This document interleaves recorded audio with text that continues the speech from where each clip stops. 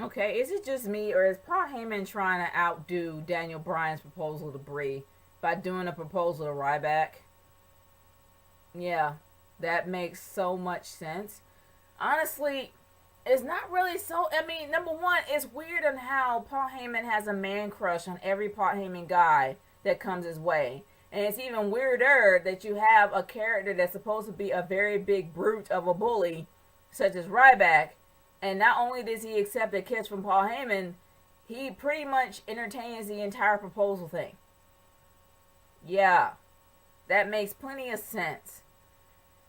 But moving on from there, we have the opener with CM Punk, and honestly, it was refreshing to actually see that. It really was. I'm tired of kind of seeing Triple H come out every night, but it was really refreshing to actually see CM Punk have his own little segment about what happened the previous night.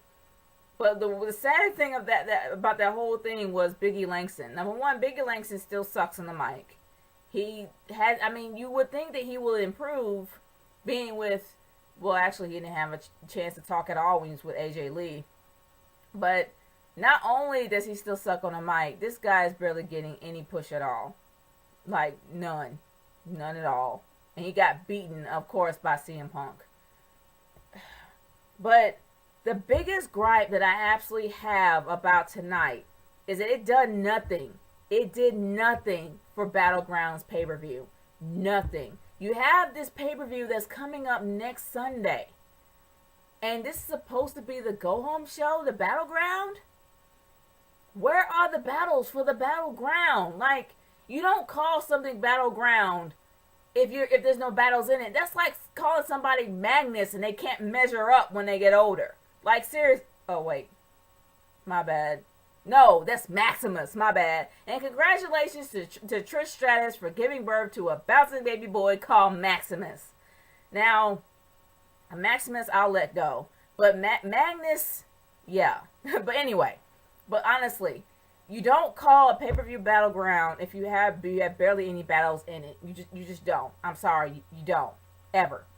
But the entire night was just really odd. Like, from the debut of the Matadors and 3B happens to be probably the most boring match that, I'm seriously, it was straight up boring. There was nothing really creative about the match. And everyone kept doing Epico and Primo chants, and for some reason Michael Cole was like, listen to that crowd. I'm like, yeah, listen to the crowd, completely mocking the two guys that's supposed to be making their epic debut. And not only that, the bull outdoes the both of you, which is not a good thing. That's bad. You don't have the bull show not only you up, but 3B as well. But regardless, let's see what they do with these people. They keep debuting folks only to put them in the back burner. Yeah, whatever. But honestly, I really don't know what else to say. Because the main event of the night was just as stale as that match. You have Stephanie McMahon, the owner, I might add, the owner, which is scary in itself, and the COO, Triple H, pretty much having like a face-to-face chat with the Rose family. Now, I kind of expected to have the whole one-on-one Dustin versus Cody for the job, which would pretty much be more interesting to see than a 3-on-1 with the Shield. I would rather see those two go at it for their job than actually seeing the Shield and Cody Rhodes go at it. But either or, I didn't get my wish. That's how it is. And I really did not care about this match at all. I didn't care. I really didn't.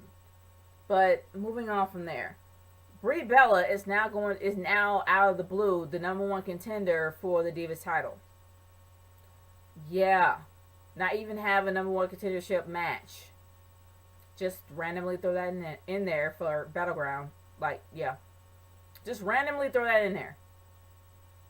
Honestly, guys, as you can see my emotions here, I am doing my best to literally be a fair reviewer here, but it's really difficult to be that way because I already know the matches are going to be either below par, subpar, or even above that because these guys are trained to do what they do and they do it well. But honestly, it's all about the build to Battleground. There was not any. There was not none Battleground build at all. Sure, we have Randy Orton and we have Daniel Bryan. I get it. They're still feuding because Daniel Bryan is still brooding for losing the title. I get it. But what happened to the uprising? What happened to the people that literally stood with Daniel Bryan that still had his back? What happened to the uprising? They just killed that off lickety split, lickety quick, whatever. They killed it off quick. And now they really have nowhere for this whole corporate storyline to go. Sure, we got Stephanie being a complete queen bee over how, she's pretty much regressing to how she used to be during the whole McMahon Helmsley era. And the one thing I can't stand is having heels literally go into somebody's personal life and literally bully them on screen. Sure, they probably got permission to do it. I get it, but it's still wrong. That's how I feel about it. You need to be a little bit more creative than that. Instead of going into somebody's personal life and talking up, and it really did kind of get me under my skin, and I'm a chick. So honestly, I know that I really don't know much about this, but having a woman insult a man's manhood is just something that doesn't necessarily stick well with me. And I know that it's actually part of the storyline. They got permission to use it, blah, blah, blah, blah.